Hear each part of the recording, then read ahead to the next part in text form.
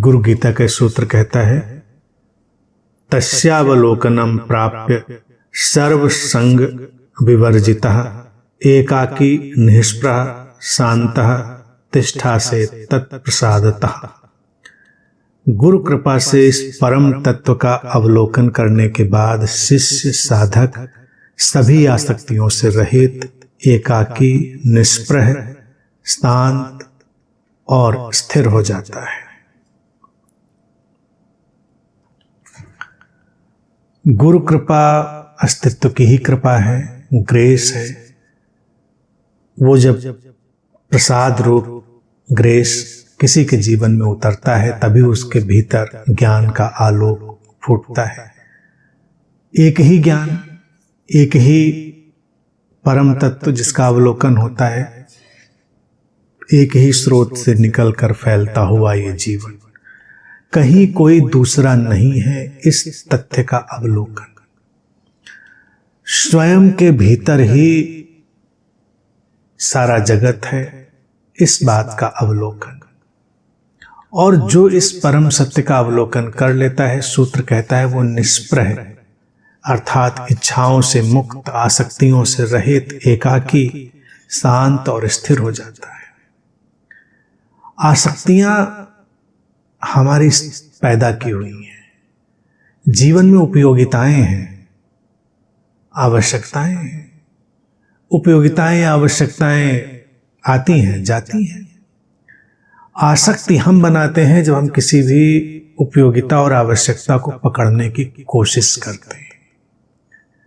जिसने ये देख लिया कि एक ही का विस्तार है, वो कहीं भी पकड़ नहीं बनाता।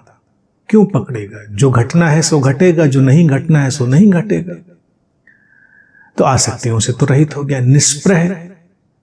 निष्प्रह भी इसीलिए हुआ है क्योंकि अपनी इच्छाओं के ऊपर भी वो पकड़ छोड़ देता है। निष्प्रह का अर्थ यह नहीं कि व्यक्ति कोई भी इच्छा करता ही नहीं, उसके भीतर घटती ही नहीं। इच्छाएं उसके भीतर घटती हैं, लेकिन वो इच्छाओं से डिटैच, विरक्त है, अलग है। निष्प्रह स्थिति वो हुई। निष्प्रह जब कहते हैं किसी को जो किसी बात में रुचि नहीं ले रहा, निष्प्रह व्यक्ति। स्प्रहा इच्छा को कहते हैं, निष्प्रह इच्छा रहित। इच्छा रहित का अर्थ यही होता है कि इच्छाएं घटती हैं, उनको तटस्थ जागरूकता से देखा जाता है, उन पर कोई पकड़, आसक्ति नहीं बनाई जाती।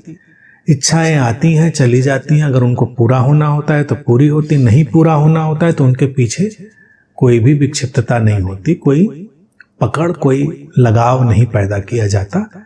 उस व्यक्ति के माध्यम से जो समझदार है, एकाकी हो जाता है, शांत हो जाता है, स्थिर हो जाता है। एकाकी का अर्थ ये नहीं कि वो अलग थलग हो जाता है। एकाकी का अर्थ है यहां पर कि वो एक मेव हो जाता है, वो एक में ही स्थित हो जाता है। जो एक में ही स्थित हो गया, जो स्व और सर्व के विलय को जिसने जान लिया कि स्व और सर्व यानी कि जो उसका होना और विराटता का होना है, दोनों में कोई अंतर नहीं है,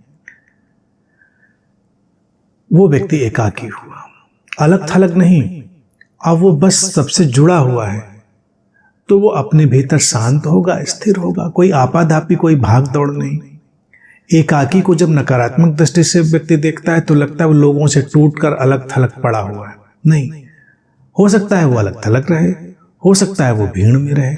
दोनों स्थितियों में उसके ऊपर कोई अंतर नहीं पड़ता। वो अकेला हो तो भी प्रसन्न है, वो भीड़ में हो तो भी प्रसन्न है। ना भीड़ का दबाव है उसके ऊपर, ना अकेले होने की कोई छटपटाहट है।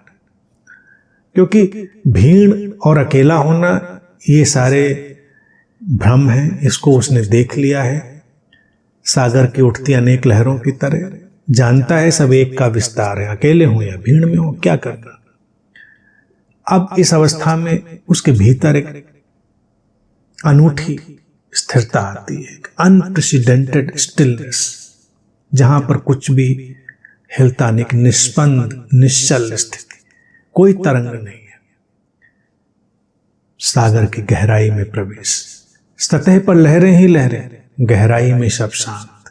व्यक्ति अपने होने की गहराई में चला गया तो स्थिर हो गया। स्थिरता ही उसकी शांति में बदल गई, वो शांति जो अखंडित है। Unbroken piece.